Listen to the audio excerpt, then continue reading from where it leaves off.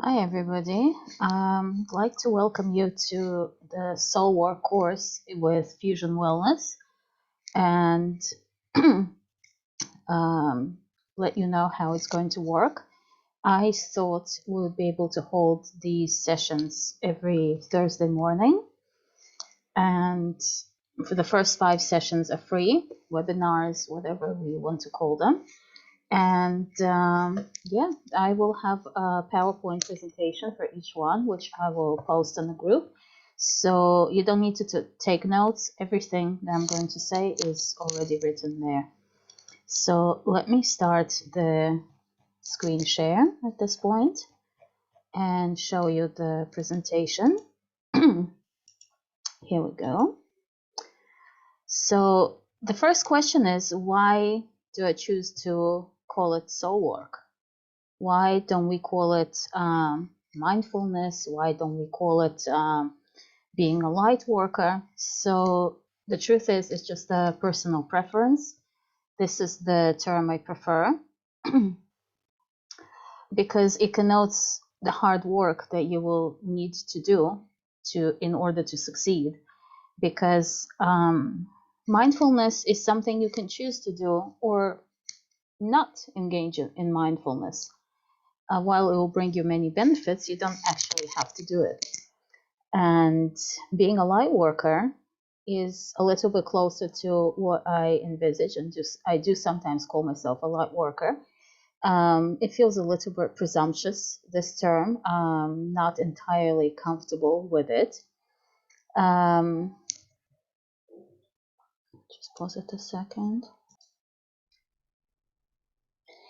When we are born and we grow up in the Western world, we are mainly used to relying on our minds and not our feelings. Even more than that, when we do display some feelings, the society will scold us, will tell us off, and in no uncertain terms demand that we stop and work through the mind only. And it's very rational, logical, at least theoretically so. Recent studies have shown us, such as the game theory, that logic does not exist as such, but we like to think of ourselves as logical beings. And we grow up with learning physics. Now the girls who have studied in school with me will start cracking up. You'll know why, because we used to pay a lot of attention to physics, and it really came in handy when they started getting into all this. And we grow up with, Newton's laws of the observable universe, very logical. A body will remain at rest if nothing pushes it, and acceleration. We know that a car cannot stop immediately once the driver hits the brakes, even though some pedestrians assume that it could. There's the third law of Newton. There's for every action there's a reaction, and we assume that that's all that there is until you start actually getting deeper, getting into the world of particles, if you ever do, and then to your shock and dismay, you realize that the universe is not entirely logical and predictable as we thought it was. And here we move to our next slide. Once Einstein entered the picture, with his energy equals mass times the speed of light squared. This formula over here. This formula basically means that any mass, any physical object is condensed energy. And here we're forced to stop, to take a pause, because this is not something we're used to. Objects are physical, we can touch them, we can move them. What are you telling me that it's condensed energy? Scientists say that all matter consists of photons, particles of light, which have become condensed into a 3D structure.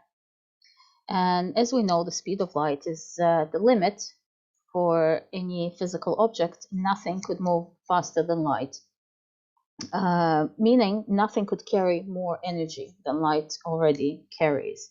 Don't worry, this is not a course in physics. I'm going to stop in a minute. This TED talk over here is something that I found absolutely fascinating. He asks, if we know that the nucleus of an atom is so small comparing to the electrons, and the vast space inside the atom is much, much bigger, infinitely bigger than any of the particles, meaning most of the atoms are empty spaces. So if the wall that I'm looking at is mostly empty space, and my body is also mostly empty space, why can we walk through walls? He compares it, if I'm not mistaken, to football in the center of a stadium. That would be the nucleus of an atom, and some seats around it would be the electrons. So really, most of it is empty. So why can't we walk through walls? If you want, you can watch this TED Talk. He answers this question.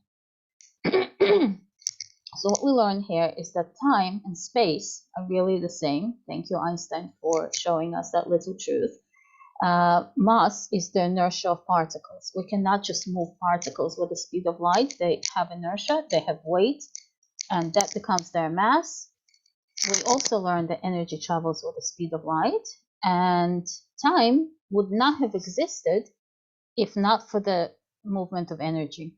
It's a little bit difficult to bend our minds around it, but time is not actually an objective thing, even though we're used to measuring time from the earliest childhood.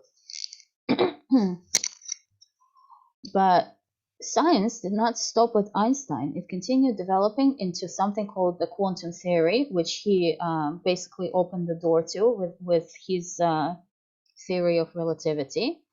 And it's something that is so bizarre and so strange and so incomprehensible that the scientists who actually study it, they say that if you think you understand quantum physics, quantum mechanics, then you really know nothing about it. It's too complex, and I do not claim to understand it more than an average non-physicist. But something that is relevant for us is the observer effect.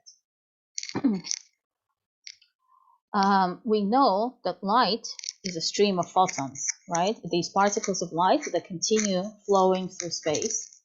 And in one of the experiments, scientists took photons, light, and forced them to go through two identical slits. The thing is that they would send out one photon at a time, which we cannot do at home, but in the lab it's possible. We know that light is both a wave and a particle, right? Another thing that we cannot comprehend. How could it be? So if we assume that light is a wave, then the experiment makes total sense.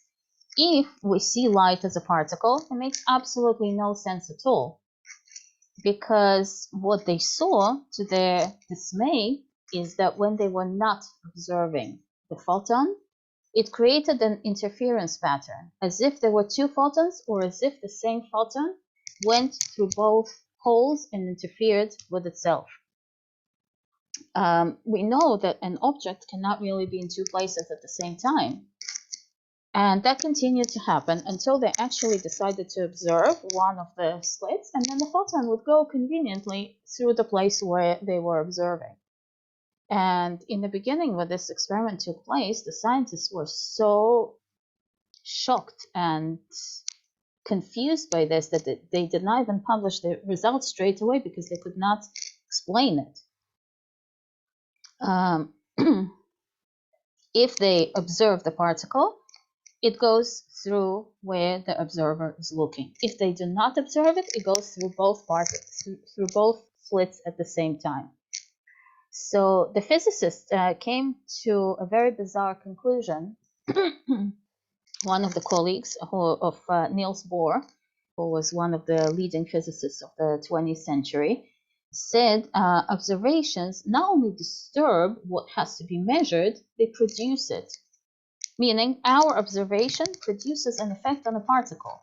We compel it to assume a definite position. In other words, Jordan said, we ourselves produce the results of the measurements. If we cannot, if we can affect reality by the mere fact of our observation, then how could reality be objective? if we're watching something, it happens in a different way to what would happen had we not been observing it. How bizarre is that? We can manipulate nature. We can manipulate objects in the physical world with our mind. It's in the end they came to a conclusion that these particles not only knew somehow whether the scientists were looking, they knew whether the scientists were planning to look. Meaning, in some bizarre way, we could say that matter is intelligent, perhaps, and it's so confusing for us. So scientists came up with this analogy of Schrodinger's cat.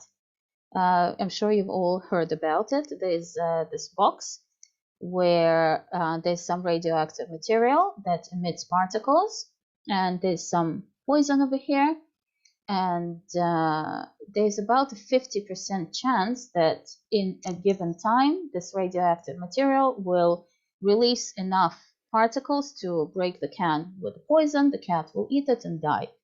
So the box is closed on all sides.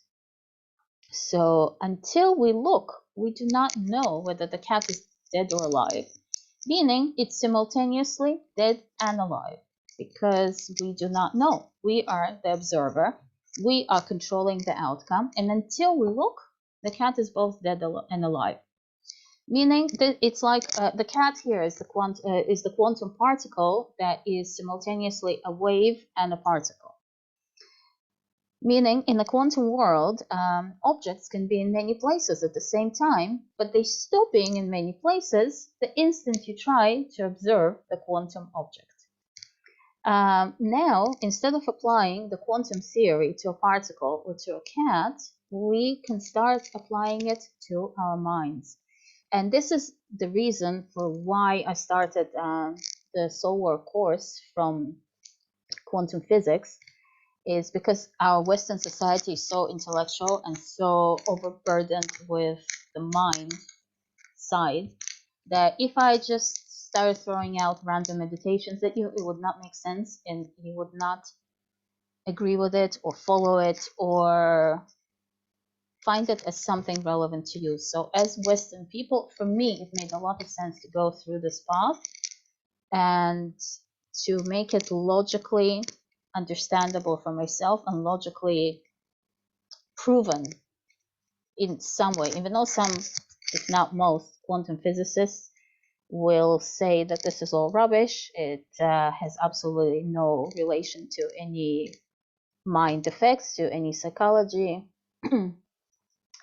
Yet most of them come to believe in God as a result of working with quantum physics. As we know, the latest quantum particle to be discovered, if I'm not mistaken, about 10 years ago, was called Higgs boson, or God's particle, because in a way it proves that the universe was created. How? I don't know, because I'm not a quantum physicist, but that's what they say. Okay, so here we enter the idea.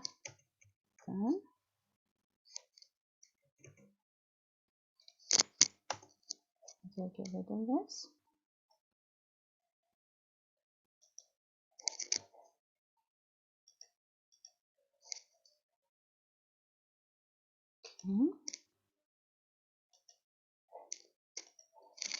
All right, so we come to quantum consciousness. Physicists themselves cannot explain how it works, but here we are shifting to the world of biology. So they found that the mind affects the particles. So perhaps we could also affect the particles that make up our mind and body. What if the neurons in our brains interact through quantum mechanics, creating consciousness?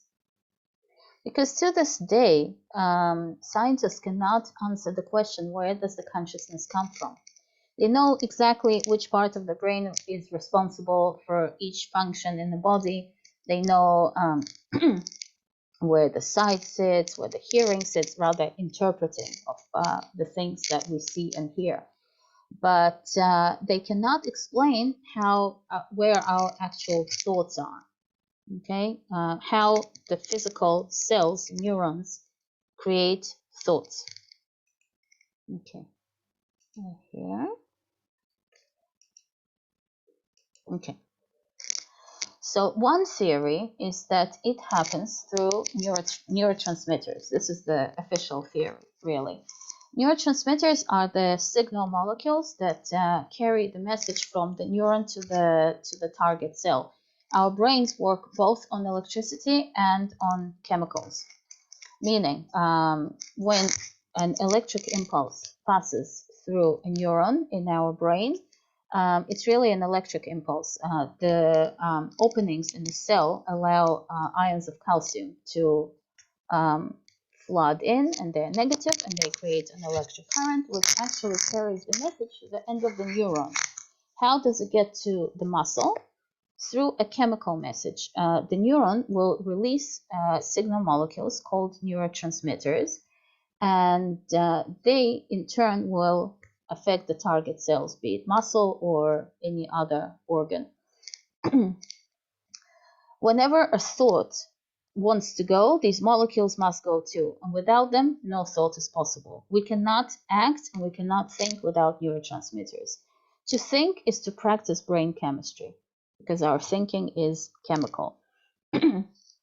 We react to all kinds of stimuli in the outside world, and we do it through neurotransmitters. For example, years ago, scientists noticed that camels can chew things that are horrendously bitter, that would possibly kill a human, things that grow in the desert, or very prickly things with needles. How do they do it? Neurotransmitters subdue the pain. There are more than 50 neurotransmitters. And the tricky thing is, the stimulus doesn't have to be real in order for our body to release neurotransmitters, right? We've seen all these videos when there's a fake hand, you know, and through a series of movements, the person starts to believe that the fake hand is his. And then one of the scientists comes running with a knife and stabs the rubber hand, and the person screams, even though he doesn't feel any pain. The hand is rubber. But because he's been made to believe that it's his hand, he will react with a scream. Now, when, let's say, there's a child stuck in a burning building or under a car, well, the mother will run to save her child and get superhuman strength. All of the adrenaline in her body will be released, and she'll lift up a 500-kilogram car, which she cannot normally do. Obviously, it's not adrenaline in itself that makes the mother have superhuman strength. It's the thought that her child is about to die. But the scientists still do not know how that thought causes the release of adrenaline. It's not actually known to science. Thought, adrenaline, there's a quantum gap between them. Adrenaline is just the chemical pathways through which the mind speaks to the body. And they don't know how it actually happens between one and the other. And it happens all the time. You know, just try pricking a finger with a needle and you will have a release of neurotransmitters and signal molecules that will make you pull your hand back.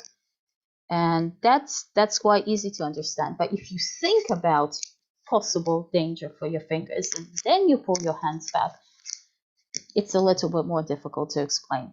So basically, our bodies are a 3D picture of what we're thinking through the release of neurotransmitters, or what we have been thinking. It's basically what we think with is the mind. It's not the physical brain. And analyzing the brain to find the mind is a little bit like breaking down the piano to find the music. And to prove to you that it's true, I will ask you to think about your thinking. Can you stand aside for a second and observe your own thoughts? If you can, then who is the observer? It's the mind, right? Our mind can observe itself. It's not just an abstract thinking, it's that just there's something else there that isn't the physical brain. And now we're coming to the point where we realize that the world is not necessarily objective. For example, animals see different colors that we cannot see. Insects, and they see a slightly different spectrum to what we see. We cannot see ultraviolet or infrared. And therefore, already our picture of the world is less than complete. It's our human picture. And Kabbalah calls the world Hashem's mask. And why is that? So many things are hidden from us. So many things we cannot see. Here, there's a little bit more about neurotransmitters. When the body perceives a signal, it releases neurotransmitters. It doesn't care if the signal, if the thought, if the message is real or not. I'll tell you a story. One time we got back from an overseas flight and we were absolutely exhausted. It was 5 in the morning, so we decided to sleep a little bit. So as I took my third child with me to nurse, and my 2 older ones went to their room. And as I was about to doze off, I hear these horrific screams, "Mommy, mommy, snake, there's a snake." Okay, so I jump up and I run into their room. I think I was out of the room before I actually opened my eyes. I get to their room and I see that on the shelf there's like a colorful belt from a robe hanging down and swaying in the wind. And there's no snake. Yet their fear was very real. They thought that that belt was a snake. Their hearts were beating like crazy. They were screaming. They were terrified. Their bodies felt the danger that wasn't there. Okay? Think about that happening on a daily basis. We react to a strict boss in the same way as we would react to a tiger in the woods as a danger to life. Our hearts speed up, sympathetic nervous system releases adrenaline, noradrenaline. We start preparing for fight or flight. Our muscles get more blood. Our digestive system gets less blood because digestion is not necessary now. But it's just our boss. He's not threatening our lives, let's hope. Yeah. And yet the body has this mechanism of fight or flight, which gets triggered often enough in our regular city lives. And it's could be said that it's wrong. It's not objective. Often it's wrong, right? So thoughts are instant. When we think, oh my God, it's a snake, we will jump before we even realize why we're jumping. We'll kind of wake up on the other side of that jump, right? It's so fast, thought to action, that the quantum gap is so fast, we almost cannot perceive it. And we really rely on our minds to keep us safe. For example, body has a memory. If we have ever had an injury, let's say a twisted ankle, the body will shift more of the effort, more of the muscle work to the other side. So a memory of an illness will cause it to persist. It will continue making the injured ankle weaker, even though it's no longer injured. And there is a memory of every illness we've ever had. It sits in the body. And there's an energy imprint of the illness as well as the actual pathogen or injury. And that's why antidepressants often lift the depression, but the person still looks like they're less than happy. It's not a complete cure.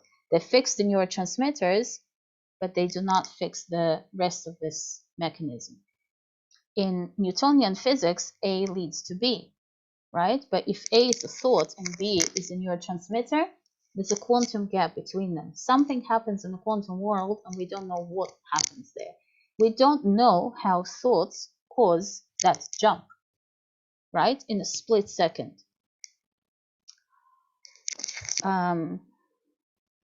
But that also opens the possibility for us to affect our bodies with our minds. Deepak Chopra is a doctor, actually, and he's written maybe 15 or 20 books on the mind. And he has a book called Quantum Healing, where he describes instances of people being cured from cancer. It's called spontaneous remission, when cancer just disappears. And usually the person has this strong faith that they will be cured. And sometimes they are. And he tried studying this phenomenon. He didn't come to too much, obviously, I would have known about it, but he noticed that this exists, right? In quantum healing, in our quantum soul work process, the mind acts as an observer. The self acts as an observer of the inner quantum world. And just like we affect the particles, we can affect our thoughts and feelings. And when Hashem created the world, he said to us, Na'aseh Adam, as Rashi explains, Hashem was speaking to each and every individual person, asking him to be a partner of creation of himself. And this understanding of the quantum world gives us an opportunity to actually participate in creating ourselves, being a co-creator with God in terms of creating ourselves, the person that we really want to be. Quantum physics tells us that nothing that is observed is unaffected by the observer, meaning the entire outside world that we observe is affected by our thoughts.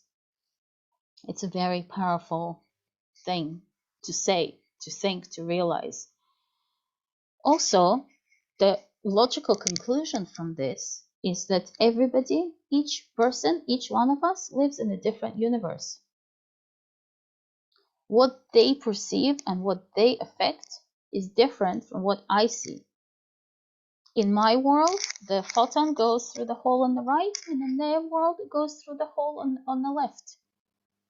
In my world, I'm going to say it, even though some people hate me for it, COVID was, at least was in the beginning, more dangerous than the vaccines. And there are people in whose reality the vaccine is more dangerous.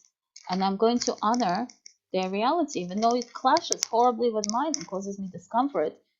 But I will humble myself and realize it's like that with everything. Some people are vegan. They cannot handle the thought of eating meat.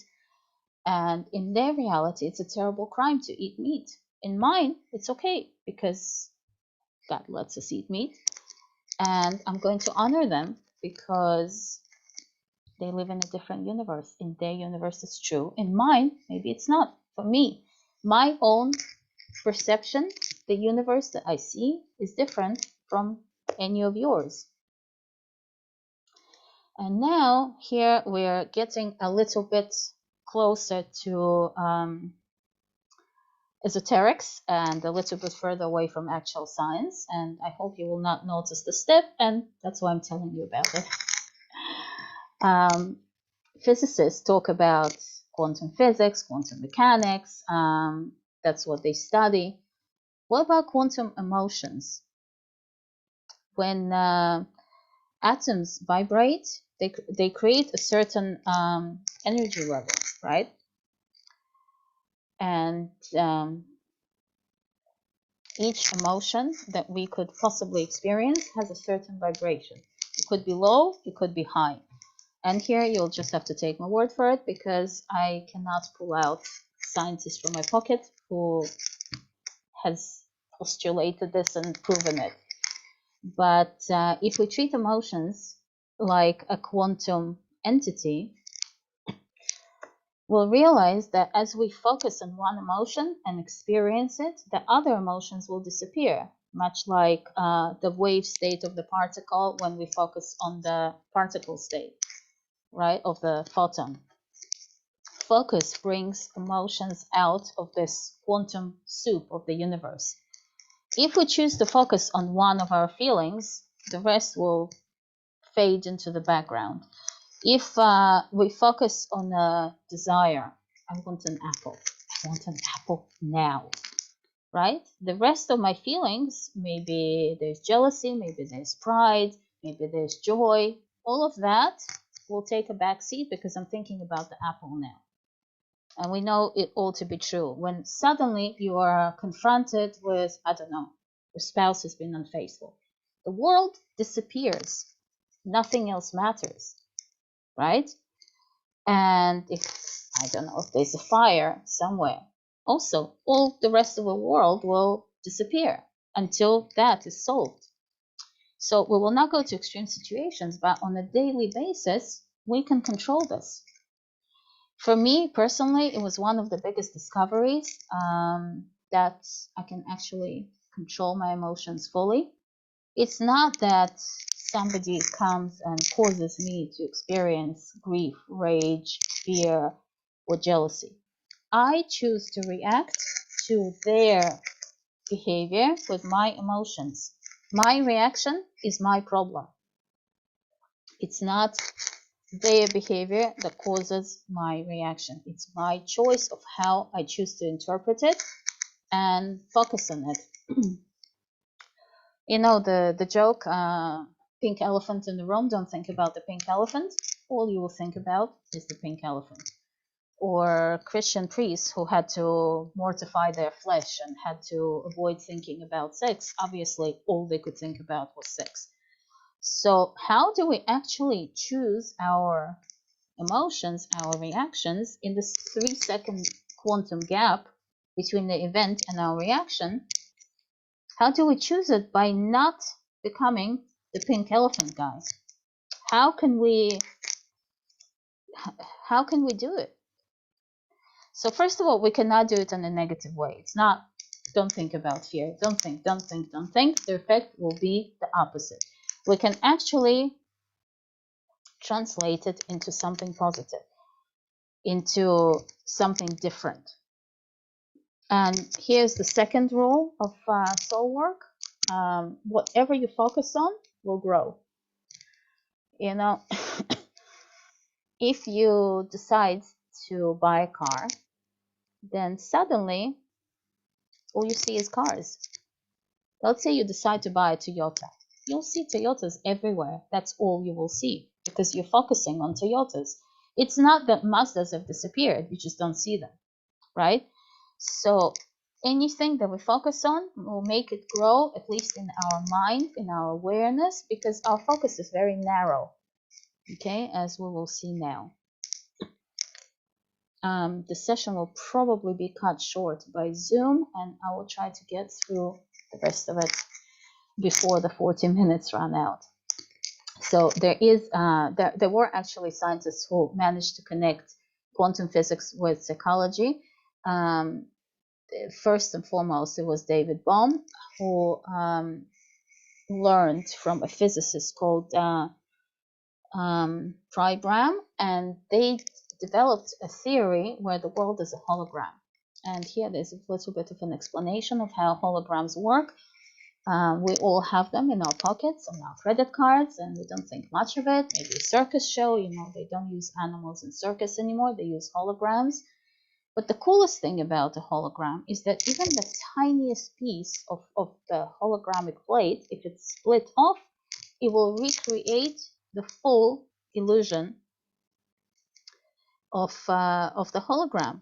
If a beam of light touches the hologram, it will recreate the whole image. And how is that relevant to us? They believed in a hologram universe, hologram minds, okay? And here is another quote from David Bohm. We never know the whole truth. Our eyes can only focus on one scene at a time, meaning we're looking here, everything that's happening behind us, as if it doesn't exist. It's there, but it's ignored, right? Our perception of the world is fragmentary. We see only a tiny bit, and our mind fills up the rest. About 90% of the world is anyway not available to our senses, as we see here, you know, the tiny, tiny gap of visible light and the rest of what we don't see. And even out of that 90% we ignore. And whatever does get through it needs to first get through our perception layer of the world. It has to match what we believe about the world, and that's called knowledge layer. And only then it can get to our minds. If we see something that doesn't fit our minds, probably if we saw an alien walking on the street, our mind would cancel him out because it doesn't fit what we believe, right? Our history is centered on European history. We have no idea what was happening in China, in Korea, in India through the last 2,000 years. Mostly we have no idea because our science, our history, our thinking is centered on our social group. And this gives us a feeling of the world being too big and too confusing and very disorganized because we see bits and pieces and they don't always fit into a coherent puzzle. In order to make sense of the world, we try to connect the dots with cause and effect, and the problem is that we usually do it wrong. There is usually no cause and effect where we try to draw those lines. Oh, I dropped my wallet, meaning I shouldn't go into the mall because I will not be successful. No, there's no cause and effect like that. And we do it all the time without realizing. Our thoughts are mostly biased. Okay, we'll get to that in a minute. Our perception of time is subjective. Think about it. If you're sitting in an interesting class, as I hope this one is for you, the time will fly. If you're sitting in a boring lecture, the time will crawl. It was the same hour, but you perceived it differently depending on how you felt about the subject of the lecture, right? Meaning time is not subjective either. It's not objective either. It's highly subjective. Okay, so our bodies do not know the difference between a real stimulus and a fake stimulus. Let's say when we have a horrible dream, we'll wake up in cold sweat and no, it was a dream. But the body is reacting like to a real stimulus. So we have a sequence: event, thought, emotional reaction. Okay, knowing how subjective and how biased our thoughts are, our emotional reactions end up being warped as well. We have 3 seconds to decide how we're going to react to something. You know, I'm driving, a cat runs almost in front of the car, I hit the brakes. I have 3 seconds to decide whether I'm going to scream, stupid cat, or thank God I didn't kill it. It's my choice and I have 3 seconds. And it's like that with everything. And if we can catch ourselves in that second before our neurotransmitters are released, well, we can spare ourselves a lot of suffering. Okay, we can spare ourselves the pain and the suffering of heavy, low vibrational thoughts if we can choose differently, if we can choose our reaction differently in those 3 seconds. Here's the website of Carl Pryban. He has a lot to say, and I hope you will explore it. And here's another story. I think Zoom is about to be cut off, and if it is, I will continue this next week. There's the story of a person going on a bus on the way to work, and he's thinking, oh, my life sucks, my job sucks, an ugly house, an ugly wife, and bratty children. In the meantime, he has an angel sitting on his shoulder and writing down everything that he thinks. He says, he orders the same things every morning. Why? I don't understand these humans. Why does he order the same thing again and again? And the person doesn't even realize that his focus creates his future. Okay? That's why we're told to concentrate in davening and doing mitzvot, because our focus actually matters more than the deed.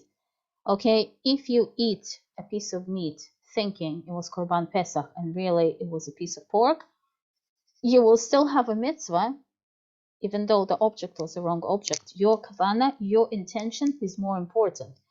And that explains such concepts in Judaism as Avira L'Shem Shamayim, when we do something that's usually prohibited, but we do it because we feel like it's the right thing to do now. Also doing an Avira by mistake. It's because we thought, our thought was pure. We had a good intention. We put on the light on Shabbat. We forgot it was Shabbat. You don't have an Avera because in your mind it was not Shabbat. Our mind is what determines our reality. The intent is more powerful and more important than the deed. And that's why the rabbis of the Musar movement recommended to keep your focus on a certain thing, be it Chesed or be it Shema Yisrael. At all times, they recommended people to stay focused on something good all the time. Okay, so in conclusion of today, there are 3 soul work rules that we have learned today. 1, we are the creators of our personal reality. That is a harsh, difficult thing to comprehend, because the logical conclusion of this is that all the crap I have in my life, I've created it. Be it on a soul level by ordering it before I was born, and we'll talk more about it in subsequent sessions. And I know many people will argue with me, because how could you choose poverty? How could you choose death of your loved ones? How could you choose?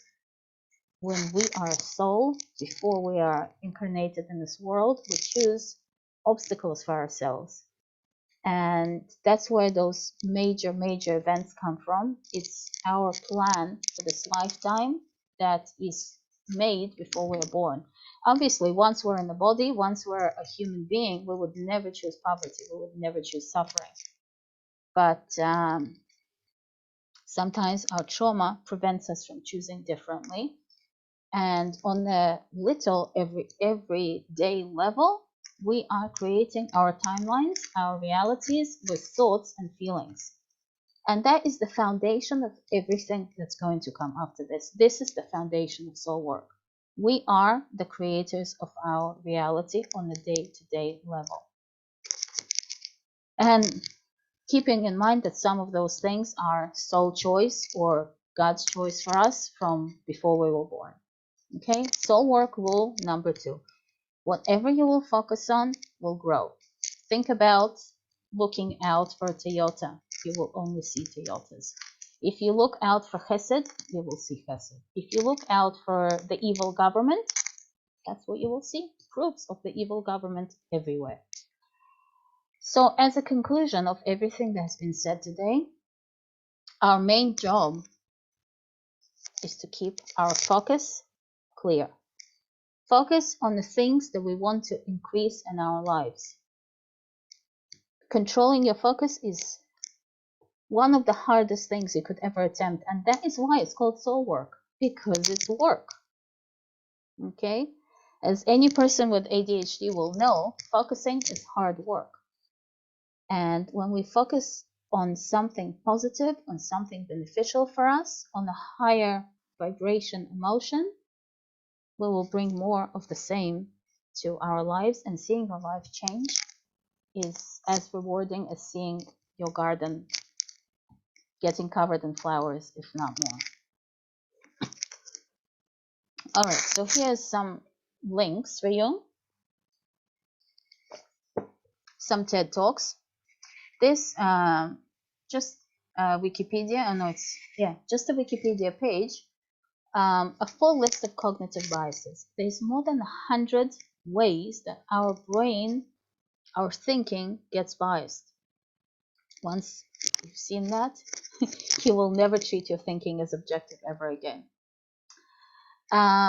Here's more about how our mind creates reality. Here's a Torah book by Rabbi Akiva Tatz called World Mask, how the world is a mask of Hashem. All the books by Deepak Chopra are highly recommended, but especially this one. More books on Amazon. Lise Bourbeau gives you some really practical and simple ways to help you focus and to see how trauma acts in your life. And this, I don't remember what this is. I think it's another quantum explanation. Either way, all of these are extremely useful if you have time. And here we come to the next thing. Okay, How can we get out of the trap of the extremely limited mind? For most of us, our mind is a little bit like a hamster in the wheel. You know, it runs, runs, runs, runs.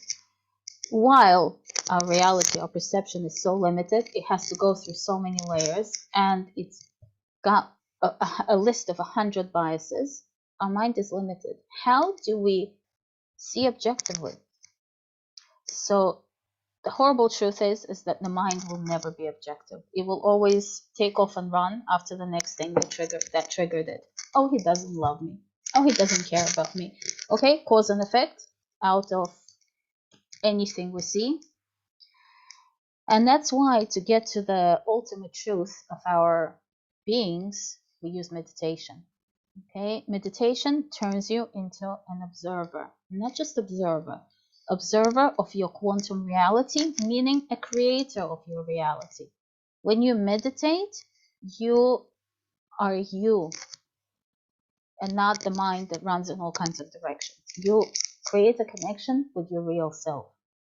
Okay, the Baal Shem Tov used to meditate by the river, and there was a watchman that saw him, and he asked him, "What are you doing?" And the Baal Shem Tov answered, "Same as you, I'm a watchman," meaning he was watching his inner state, being an observer in meditation. Any action performed in the observer state with awareness becomes meditation. Observing the mind calms it down and makes it sane and balanced. Observing the emotion takes away their control over our lives. I'm not driven by passion and jealousy and rage and hurt feelings. If I can step back and say, oh, here, I'm observing myself having a reaction to an event, what would be the best reaction? Step out of the event, and instead of observing yourself inside it, observe yourself from the outside. Instead of living in the passion of the moment and doing and saying things you will regret, take yourself out of the situation and observe yourself from the outside, and then you'll be able to choose a better reaction, a more logical, chosen reaction, as opposed to being this thing with a button, you know, you get triggered and you respond, and then and again, that's how relationships get ruined, you know. Meditation is coming home to ourselves. And one more thing, in the Western world, we treat the body as less than important, less than significant. It's a bit of a nuisance, and the mind is the mind, right? But really, the wisdom is not in the mind; it's in the body. The body always tells the truth. If you get a splinter, your body will not say, oh, don't worry about it, you have an exam now, let's ignore the splinter. It will continue hurting. Even though the exam is more important and you can force your focus, the body will continue bothering you until you take care of it. Yeah, you cannot ignore food poisoning, you cannot ignore a fever when it's convenient for you. Okay, in the same way, the body has its own truth and you cannot ignore it. It's we call it gut feeling. There's the higher mind and there's the body mind. Okay, and that body mind never lies and it knows the truth. There's something called body testing, which will help you determine the truth of your body, of what's right for you. Okay, so when you're looking for answers, you can go online, you can go to Google, you can go to somebody who knows, or you can go to your body and get an immediate answer about what's going on with you. It's a portal for connecting with the higher world. We connect to Hashem, we can connect through davening, we connect through going to shul, through doing good deeds, but we can also connect through the wisdom of our body. It keeps in mind our whole being without the limitations of the mind. And we do it, we help ourselves with our breath. It helps us direct our attention and stay focused. And most people, when they think of meditation, they think of candle watching or watching your breath. It's a lot more than that. It's a very active and powerful process where almost anything could be achieved or almost anything could be healed Again, most people, when they're told to go into meditation, they will do the pink elephant, don't think, and obviously their mind runs away like a hamster in a wheel, and they say, oh, I'm not made for this, I cannot meditate. We're going to try again. We're going to try the right way. It's hard work and not just empty silence and clearing your mind. That's Buddhist, and we will not do that. Because nature abhors a vacuum. When you clear your mind of thoughts, things will come in. We're not Buddhist monks. We cannot do the things that they do. And that's why we're going to meditate in an entirely different way. Active journeying as opposed to just passive observation. Okay. To practice, you can just do a few deep breaths and observe what's happening inside you. What's happening inside your body. Are your hands and feet cold?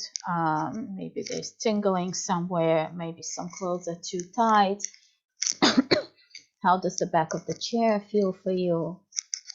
It's a good exercise without trying to force your mind to be clear. Be playful. Don't take yourself too seriously. It's soul work, but it's not your work. If you're too serious, it's not going to happen too well. Just relax and do it as a child playing a new game. And don't expect instant results. And remember that the body is our friend. It's not the enemy. So you can trust it. There's no right or wrong. Just observe your body when you have a few free minutes. Okay, I would like to do a meditation practice, but I'm going to probably record it in a different video.